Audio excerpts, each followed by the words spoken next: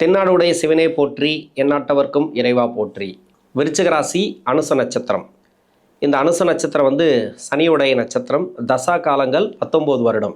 ஒரு சில பேருக்கு தசாபுத்தி இருப்புகள் 1 வருடம் இருக்கலாம். ஒரு சில பேருக்கு 10 வருடம் இருக்கலாம். ஒரு சில பேருக்கு 18 வருடங்கள் கூட இருக்கலாம். உங்கள் சுய ஜாதக தசாபுத்தி இருப்பை பொறுத்து என்னோட கணக்குப்படி நான் சென்டர் பகுதியை எடுத்துக்கிறேன். ஒரு 10 வருடம் நான் எடுத்துக்கிறேன்.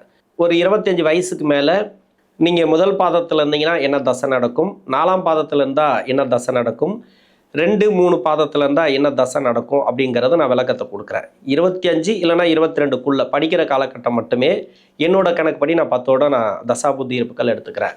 10 வயசு வரைக்கும் சனி தசை நடைமுறைக்கு வந்தால் பிறகு 17 வருடங்கள் புதன் தசை. 10 + 17 27.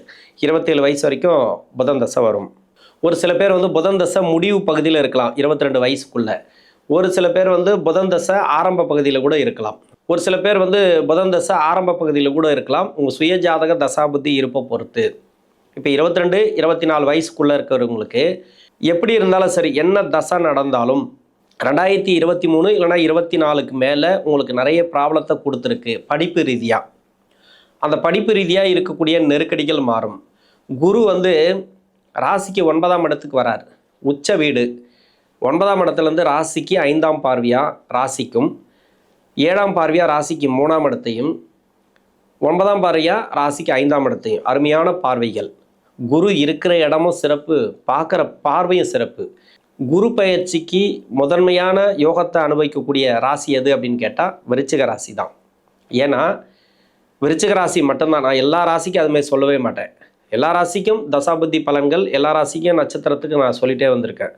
முதன்மையாக அனுபவிக்கக்கூடிய இந்த குரு பயிற்சிக்கு மிகப்பெரிய யோகத்தை அனுபவிக்கக்கூடிய ஒரே ராசி விருச்சிக ராசி தான். ஏன்னா உங்களுக்கு 2023 6ஆம் இடத்துக்கு குரு வரும்போதுலேருந்து 6, 7, 8 எல்லாமே 23, 24, 25, 6, 7, 8 இந்த 3 இடத்துல இந்த குரு பகவான் இருக்கும்போது சரியான பலன்களை அனுபவிக்கலை. அந்த டைம் சனி பகவானும் நகர்வுகள் சரியில்லை. நிறைய கஷ்டத்தை அனுபவிச்சிட்டிங்க படிப்பு ரீதியாக. மற்றபடி தொழில் வேலைவாய்ப்பு எல்லாருக்குமே சொல்லலாம். அந்த டைமுங்கிறது ரொம்ப மோசமான டைம்.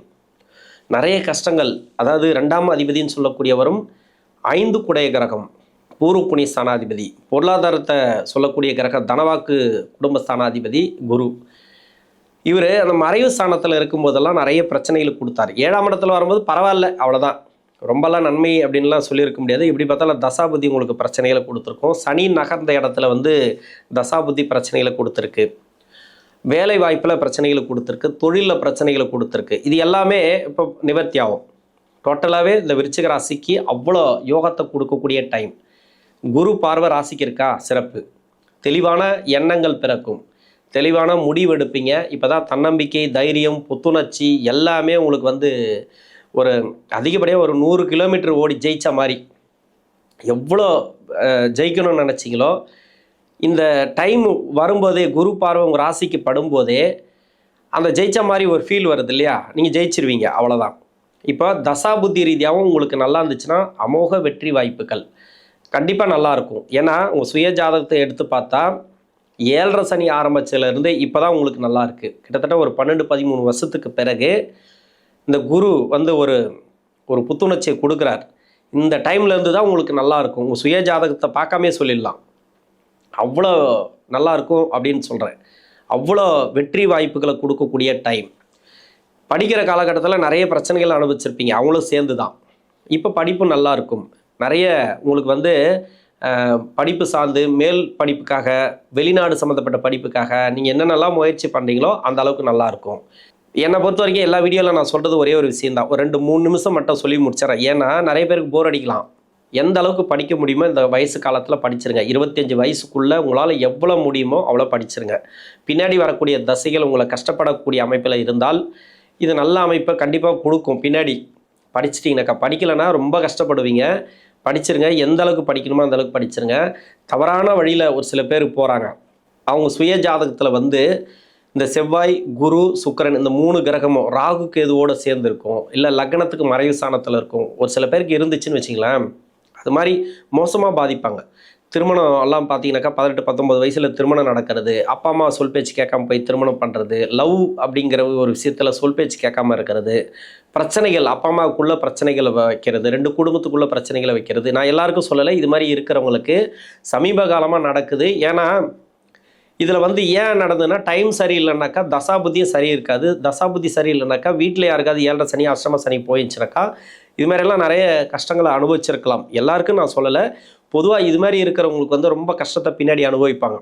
அதனால் 18, 19 வயசுங்கிறது பெற்றோர்களோட பேச்சை கேட்க வேண்டிய வயசு. அவங்க என்ன சொல்கிறாங்களோ அதை தான் நம்ம இது பண்ணணும். இப்போ 28 வயசு 29 வயசில் படிப்பெல்லாம் முடிச்சு ஒரு வேலை தேடக்கூடிய வயசில், வேலையில் இருக்கக்கூடிய வயசில், அந்த வயசில் ஒரு லவ் வருதுன்னு வச்சுக்கலாம். ஒரு அனுபவ ரீதியாக அவங்களுக்கு வந்து ஒரு தன்னம்பிக்கை இருக்கும். அவங்களுக்கு போகிற வழி தெரியும், தெளிவாக தெரியும். அந்த வயசில் அந்த முடிவுகள்லாம் எடுக்கலாம், இல்லைன்னு சொல்லலாம். ஆனால் இந்த வயசில் அந்த முடிவுகளை எடுக்கக்கூடாது. இந்த மாதிரி கிரக அமைப்புகள் இருக்கிறவங்க நிறைய பேர் கஷ்டப்படுறாங்க. அது மாதிரி உங்கள் வாரிசுகள் இருந்தால் அவங்களுக்கு நல்வழிப்படுத்துங்க. முடிஞ்ச அளவு படிக்க வச்சுருங்க. 24, 25 வயசுக்குள்ளே எந்த அளவுக்கு படிக்கணுமோ படிக்க வச்சுட்டு அதன் பிறகு என்ன வேணால் பண்ணிக்கிட்டாங்க. அவங்களோட லைஃபு, அவங்களோட பர்சனல் விஷயம், அதெல்லாம் வந்து அவங்க எடுக்கிற முடிவு தான். இப்போ 22 வயசுக்கு மேலே வேலை தேடக்கூடிய இடத்துல இருந்தீங்கன்னாக்கா வேலை கிடைக்கும். இப்போ வேலையில் நல்ல ஒரு முன்னேற்றம், வேலை சார்ந்து நீங்கள் முயற்சி பண்ணிங்கன்னா, இல்லை இதுக்கு முன்னாடி முயற்சி பண்ணிட்டு இருந்தா, ஏன்னா முயற்சி ஸ்தானத்துக்கே குருவுடைய பார்வை, நீங்கள் என்னெல்லாம் முயற்சி பண்ணிட்டு இருக்கீங்களோ அத்தனைக்கும் வெற்றி வாய்ப்புகளை கொடுக்கக்கூடிய காலம். சகோதர வழியில் இல்லை சொத்து பிரச்சனை எதுவாக இருந்தாலும் சரி, இந்த டைமில் இல்லை சொத்து பிரிக்கிறது இது மாதிரி எதுவாக இருந்தாலும் சரி உங்களுக்கு நல்லாயிருக்கும். இன்னொன்று, அப்பா அம்மாவுக்கு உடல்நலம் சரியில்லை, நிறைய பேருக்கு வந்து ட்ரீட்மெண்ட் எடுத்துகிட்டு வராங்க, சரியாகும். இதன் பிறகு கண்டிப்பாக சரியாகும். பொருளாதார பிரச்சனைகள் இருந்துச்சுன்னு வச்சுங்க, அந்த பொருளாதார பிரச்சனை இருக்காது. இப்போ தான் நல்ல ஒரு சேமிப்பு இருக்கும். வேலைக்கு போயிட்டுருக்கேன் சார் ரொம்ப நாளாக, ஆனால் சேமிப்பே இல்லை, நான் என்ன பண்ணுறது? இப்போ சேமிப்பு வரும். உயர் பதவி கிடைக்கிறது. இன்னொன்று வந்து ப்ரொமோஷன், அதாவது இன்க்ரிமெண்ட், சம்பளம் உயர்வெல்லாம் கிடைக்கிறது, அதெல்லாம் இப்போ நடக்கும். கவர்மெண்ட் ஜாபுக்காக ட்ரை பண்ணிங்கன்னா விருச்சிக ராசிக்கு கன்ஃபார்மாக உண்டு இந்த டைமு. கவர்மெண்ட் சார்ந்த ஆதாயம், லோன் கேட்டிருந்தால் லோன் கிடைக்கும். வீடு கட்டுறதுக்கோ இல்லை ப்ராப்பர்ட்டிக்கோ எதுக்கோ. இப்போ 22 வயசுக்கு மேலே இருக்கிறீங்க, உங்களுக்கு தசாபதி பார்த்தீங்கன்னாக்கா ஒரு சில பேருக்கு வந்து முதல் பாதத்தில் இருக்கிறவங்களுக்கு 34 வயசு வரைக்கும் புதன் தசை வரும். ஆனால் அஷ்டமாதிபதி தசையிலும் உங்களுக்கு நன்மை. பின்னாடி இருக்கக்கூடிய 7 வருஷத்தில் நல்ல ஒரு வெற்றி வாய்ப்புகள் கொடுக்கும். பின்னாடி இந்த செவ்வாய் புத்திக்கு பிறகு பார்த்தீங்கன்னு வச்சிங்களேன், அதெல்லாம் உங்களுக்கு சிறப்பு. ஏன்னா முதல் 10 வருஷம் தான் கொஞ்சம் கஷ்டத்தை கொடுக்கும், பின்னாடி 7 வருஷம் அப்படியே நல்ல ஒரு மாற்றம் கொடுக்கும். அது மாதிரி இப்போ நான் என்னோட கணக்குப்படி நான் 27 வயசு வரைக்கும் புதன் தசை எடுத்திருக்கிறேன். ஒரு சில பேருக்கு வந்து 34 வயசு வரைக்கும் கூட வரலாம். அதெல்லாம் பரவாயில்ல. புதன் தசையை பொறுத்த வரைக்கும் திருமணத்துக்காக ஒரு 2-3 வருஷமாக அலைஞ்சு ஒரு திருமணம் கூட கூடி வரன்லாம் பார்த்தீங்கன்னாக்கா ரொம்ப அவமானப்படுத்திட்டு போகிறாங்க. நல்ல வரன்லாம் வருது, ஆனால் கிடைக்கல. நமக்கு வந்து ஒரு சக்ஸஸ் கொடுக்கல அப்படின்னா இப்போ சக்ஸஸை கொடுக்கும். யாராருக்கெல்லாம் திருமண முயற்சிகள் கை கொடுக்கலையே இப்போ திருமண முயற்சிகள் கை கொடுக்கும். எந்த வயசில் இருந்தாலும் சரி 32 வயசுக்குள்ள திருமண முயற்சிகள் சக்ஸஸ் ஆகும்.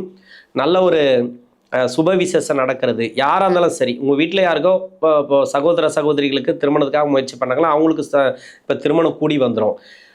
குடும்ப வாழ்க்கையில் கூட ஒரு சில சிக்கல்கள் இருந்துச்சு, இப்போ திருமண ரீதியாக திருமணம் பண்ணியாச்சு, கொஞ்சம் மனசு ஒத்து வரல அப்படின்னா இப்போ ஒத்து வரும்.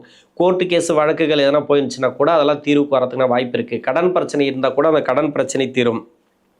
அடுத்து பார்த்தீங்கன்னாக்கா கேது தசை முதல் பாதத்தில் இருக்கிறவங்களுக்கு 35 to 42. என்னோட கணக்குப்படி நான் 28 to 35 வரைக்கும் எடுத்திருக்கிறேன். அதாவது சென்டர் பகுதியில். 4ஆம் பாதத்தில் இருக்கிறவங்களுக்கு வந்து 23 to 30.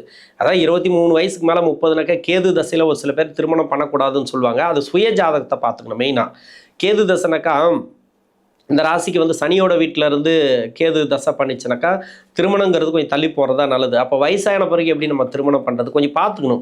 அந்த கேது தசையிலே முதலும் 3.5 வருஷம், பின்னாடி 3.5 வருஷம்னு இருக்குது. 2 பார்ட் இருக்குது. அதுலேயும் லக்னத்தை பிரிக்கும். அது அந்த டைமுங்கிறது கூடி வருமா. ஆனால் குரு பயிற்சி அப்படிங்கிறது கன்ஃபார்மாக திருமணத்துக்காக முயற்சி பண்ணுறவங்களுக்கு கேது தசை எங்கேருந்து பண்ணாலும் சரி அது திருமணங்கிறது கூடி வந்துடும். இது எங்கேருந்து தசை பண்ணால் நீங்கள் யோசிக்கணும் அப்படின்னாக்கா புதனோட வீட்டில் இருந்து தசை பண்ணால் கொஞ்சம் யோசிக்கணும் அது திருமணம் பண்ணுறதுக்கு, சுபகாரியம் பண்ணுறதுக்கு. மற்றபடி வேறு எங்கே இருந்தாலும் சரி, சனியோட வீட்டில் இருந்தால் கூட கொஞ்சம் பார்த்துக்கலாம். மற்றபடி வேறு எங்கே இருந்தாலும் உங்களுக்கு சுப விசேஷங்கள் கூடி வரும். வேலை ரீதியாக ஒரு சில பேருக்கு வந்து 2023 ப்ராப்ளம் போயிட்டே இருந்து 25 வேலை போயிருக்கு, 24 வேலை போயிருக்கு. அப்படிலாம் வேலை போய் வேலை கிடச்சிருக்கு. உடனே அந்த வேலையிலும் கொஞ்சம் சிக்கல் அனுபவிச்சுட்டு வராங்க. எனக்கு எப்போ சார் இந்த வேலை பிரச்சனை தீரும், வேலை எப்போ எனக்கு நல்லாயிருக்கும், எனக்கு குடும்பம் இருக்குது, ஃபேமிலி இருக்குது, பசங்களை படிக்க வைக்கணும், இவ்வளோ நெருக்கடிகள் இருக்குது, சொல்ல முடியாத ஒரு கண்ணீர் வடிச்சிட்டு இருந்தாங்க ஒரு சில டைமாக. அவங்களுக்கெல்லாம் இப்போ வேலை ரீதியாக இருக்கக்கூடிய சிக்கல் எதுவாக இருந்தாலும் சரி இப்போ வந்து கன்ஃபார்மாக வேலை நல்லாயிருக்கும். வேலையில் நல்ல ஒரு மாற்றம். ஏன்னா சனி பகவான் வந்து உத்திரட்டாதி ரேவதியில் தான் இருக்கார். அந்த 2 நட்சத்திரத்தை பார்த்துக்கணும். இப்போ நான் கேது தசை சொல்லிட்டு இருக்கேன். இப்போ அந்த 2 நட்சத்திராதிபதியும் உங்கள் சுய ஜாதகத்தில் வக்கரமாக இருந்தால், இல்லைனா சனி பார்வையில் இருந்தால் மட்டும் கொஞ்சம் டிஸ்டர்பை கொடுக்கும். மற்றபடி வேறு எங்கே இருந்தாலும் சரி, இந்த குரு பயிற்சி அவ்வளோ சூப்பராக இருக்கும். குரு கூட இல்லைனா குரு பார்வைப்படக்கூடிய இடத்துல இந்த கேது பகவானோ இல்லை தசை நடத்தக்கூடிய கிரகம், புத்தி நடத்தக்கூடிய கிரகம் ஏதோ ஒன்று மாட்டிக்கும். அதனால தான் குரு வந்து உங்களுக்கு நல்லா இருக்கார் இப்போ கோச்சார ரீதியாக. இப்போ சிறப்பான ஒரு ஏற்றங்கள் உண்டு. வேலை ரீதியாக நல்ல ஒரு ஏற்றங்கள் உண்டு. தொழில் செய்கிறவங்க கொஞ்சம் பார்த்து பண்ணுங்கள். ஆனால் கேது எங்கே இருக்குன்னு பார்க்கணும் இல்லையா? நம்ம எங்கே இருந்தாலும் நம்ம நல்லா இருக்குன்னு சொல்லிட முடியாது. ஏன்னா வீடு கொடுத்த கிரகம் நல்லா இருக்கணும். கடன் பிரச்சனை இருந்துச்சுனாக்கா அந்த கடன் பிரச்சனை தீரும் இந்த கேது தசையில் இருக்கிறவங்களுக்கு. அடுத்து சுக்கிர தசை. சுக்கிர தசை அப்படிங்கிறது இந்த அனுச நட்சத்திரக்காரர்களுக்கு முதல் பாதத்தில் இருக்கிறவங்களுக்கு 42லேருந்து 62 வரைக்கும். என்னோட கணக்குப்படி என்னன்னாக்கா 35 to 55. இப்போ 4ஆம் பாதத்தில் இருக்கிறவங்களுக்கு 30 to 50. இப்போ 30 வயசுக்கு மேலே 62 வயசு வரைக்கும் சுக்கிர மகாதசை அப்படிங்கிறது இந்த அனுச நட்சத்திரக்காரர்களுக்கு வருது. 4 பாதத்தில் இருக்கிறவங்களுக்கும். நீங்கள் எந்த பாதத்தில் பிறந்திருக்கீங்க, நீங்கள் எந்த வயசில் இருக்கிறீங்கன்னு பார்த்துங்க. சுக்கிர தசை இருக்கா, அருமையாக இருக்கும். என்னை பொறுத்த வரைக்கும் என்னன்னாக்கா சனியோடைய நகர்வுல பார்க்கணும், குருவுடைய பார்வை பார்க்கணும். குருவுடைய பார்வைலாம் உங்களுக்கு சூப்பராக இருக்குது. கடந்த காலத்தில் குருவே உங்களுக்கு சரியில்லை, உங்கள் சுய ஜாதகத்தில் வேலை பிரச்சனை வந்திருக்கும். அந்த வேலை பிரச்சனை இப்போ நல்லா இருக்குது. நிறைய பேருக்கு வேலை கிடச்சிருக்கு. எப்படியோ வேலை கிடச்சிருக்கு. அந்த வேலையில் நிரந்தரம் இல்லாமல் இருக்கிறது. இல்லை சார் அந்த இடமும் எனக்கு சரியில்லை, இப்போ வேலை மாற்றணும்னு பார்க்குறேன், இப்போ வேலை மாற்றலாம். இல்லை அந்த இடத்துல இருக்கக்கூடிய நெருக்கடிகள் மாறும். ஒரு மேலதிகாரி மாறி இருப்பாங்க.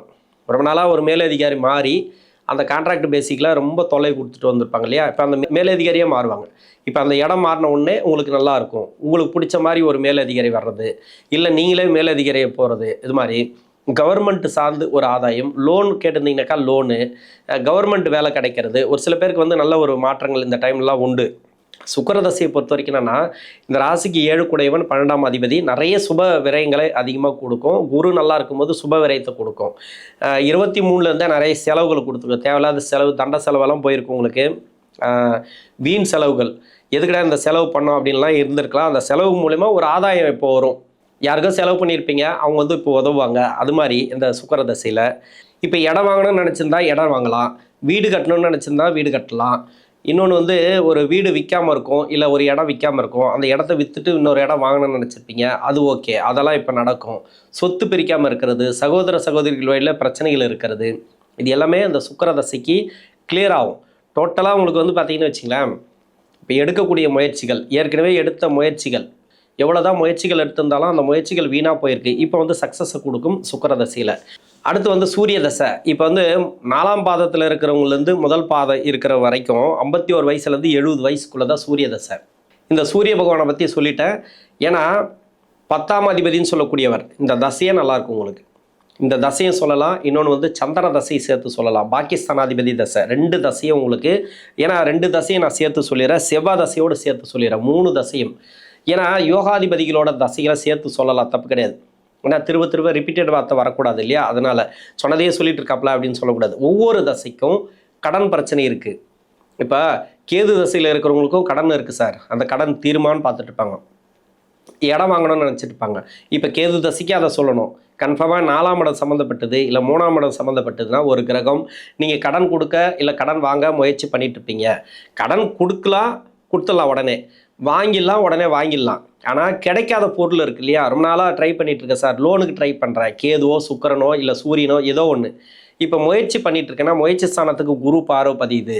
இப்போ ஒரு முயற்சியில் வந்துச்சுனாக்கா அது பிரச்சனை இல்லை, அது ஒரு நல்ல டைம். நான் முயற்சி பண்ணிகிட்டே இருக்கேன், அது சேங்ஷன் ஆக மாட்டேங்குது, இப்போ சேங்ஷன் ஆகும். அதுதான் இடம் சார்ந்து எவ்வளோ பிரச்சனைகள் இருந்தாலும் முயற்சிகள் பண்ணிட்டு இருந்தாலும், இப்போ வேலைக்காக முயற்சி பண்ணிட்டு இருந்தாலும் அந்த வேலைங்கிறது சக்ஸஸ் ஆகும். இடம் விற்கல அப்படின்னாக்கா இடம் விற்கும். வீடு கட்டணும்னு முயற்சி பண்ணுறேன், ஒரு முறை முயற்சி பண்ணி உடனே வீடு கட்டாங்கன்னா பிரச்சனை இல்லை. 2 வருஷமாக ட்ரை பண்ணுறாங்க, 2 வருஷமாக சரியான கான்ட்ராக்டர் அமையல, இல்லை அதுக்குண்டான லோன் அமையல, இதில் 1 வருஷமாக ட்ரை பண்ணுறேன் சார், இப்போ வந்து சக்ஸஸ் ஆகும். முயற்சிங்கிறது தான், ஒரே நாளில் பண்ணி முடிக்கிறது முயற்சி கிடையாது. ரொம்ப நாளாக முயற்சி பண்ணிகிட்ருப்போம், அது கிடைக்கலன்ற பட்சத்தில் இப்போ அது கிடைக்கும். அதுக்கு தான் அந்த முயற்சி ஸ்தானத்துக்கு குருவோட பார்வை இருக்கணும். இன்னொன்று வந்து முயற்சி ஸ்தானாதிபதிக்கும் குருவுடைய பார்வை, 4ஆம் அதிபதிக்கும் குருவுடைய பார்வை. இப்போ வேலையும் நல்லாயிருக்கும், தொழிலும் நல்லாயிருக்கும், கடன் பிரச்சனை தீரும். கன்ஃபார்மாக கடன் யாராருக்கெல்லாம் இருக்கோ அந்த பைசலாகும், வர வேண்டிய பணம் வரும். ஏன் கடனை பற்றி சொல்கிறேன் அப்படின்னாக்கா, ராசிக்கு 6ஆம் அதிபதி தசை செவ்வாய். இந்த செவ்வாய் தசையில் இருக்கிறவங்களுக்கு கடன் இருக்கலாம், நோய் இருக்கலாம். இன்னொன்று இந்த சூரியனோ இல்லை சந்திரனோ 6ஆம் அதிபதி நட்சத்திரத்தோடு உக்காஞ்சிருக்கலாம். சந்திரன் எப்படியும் அனுச நட்சத்திரத்தில் தான் இருப்பார். இது வந்து லக்னத்துக்கு 6ஆம் அதிபதியாக வரலாம், வேறு லக்னமாக இருந்தால் அந்த லக்னத்துக்கு 6ஆம் அதிபதியாக வரலாம். அதாவது சிம்ம லக்னமாக இருந்தீங்கன்னாக்கா சனி வந்து 6ஆம் அதிபதி லக்னம், அந்த நட்சத்திரத்தில் இப்போ சந்திரன் இருக்காருன்னு வச்சுக்கலாம். இப்போ சிம்ம லக்னமாக வந்தீங்கன்னாக்கா இப்போ கடன் இருக்கும், நோய் இருக்கும், இது மாதிரி இருக்கக்கூடிய ப்ராப்ளம் எல்லாம் இருக்கு இல்லையா, இதெல்லாம் இப்போ கிளியர் ஆகும். டோட்டலாகவே உங்களுக்கு நல்ல ஒரு வெற்றி வாய்ப்புகள். மெயினாக பார்த்தீங்கன்னாக்கா சூரியன், சந்திரன், செவ்வாய் இந்த 3 தசைகளில் இருக்கிறவங்களுக்கு உணவு பழக்க வழக்கங்களை கொஞ்சம் கவனமாக இருக்கணும். நெடுந்தூர பயணங்களை தவிர்ப்பது நல்லது. டைமுக்கு சாப்பிட்றது, டைமுக்கு வேலைக்கு சாப்பிட்றது கரெக்டாக இருந்துக்கணும். இல்லைனா அடிவயிறு சம்மந்தப்பட்ட பிரச்சனை, அப்படி இல்லைனாக்கா உங்களுக்கு அதாவது இடுப்புக்கு மேலே கழுத்துக்கு கீழே அங்கே வந்து ஏதோ ஒரு ப்ராப்ளத்தை கொடுக்கும். நீங்கள் வந்து டைமுக்கு சாப்பிடல, டைமுக்கு தூங்கலைனாக்கா நிறைய தூக்கம் கண்டிப்பாக வேணும் இந்த காலகட்டங்களில். ஏன்னா இந்த தசைகள் வந்து மறைமுக சுப தொடர்பில் இருந்துச்சுனாக்கா அது மாதிரியான ப்ராப்ளத்தை கொடுத்துரும். 6ஆம் அதிபதி தசைனா செவ்வாயோடு சேர்ந்து இல்லை செவ்வாய் கூட இருந்தால் உங்கள் சுய ஜாதகத்தில் இது மாதிரியான ப்ராப்ளத்தில் கொடுக்கலாம் இந்த குரு பயிற்சிக்கு. இதில் கொஞ்சம் கவனமாக இருக்கணும். இந்த விருச்சிக ராசியில் இருக்கக்கூடிய அனுச நட்சத்திரக்காரர்களுக்கு குருடைய பயிற்சி அப்படிங்கிறது நல்ல ஒரு முன்னேற்றங்களை இந்த காலகட்டங்களில் கொடுக்கும். நன்றி.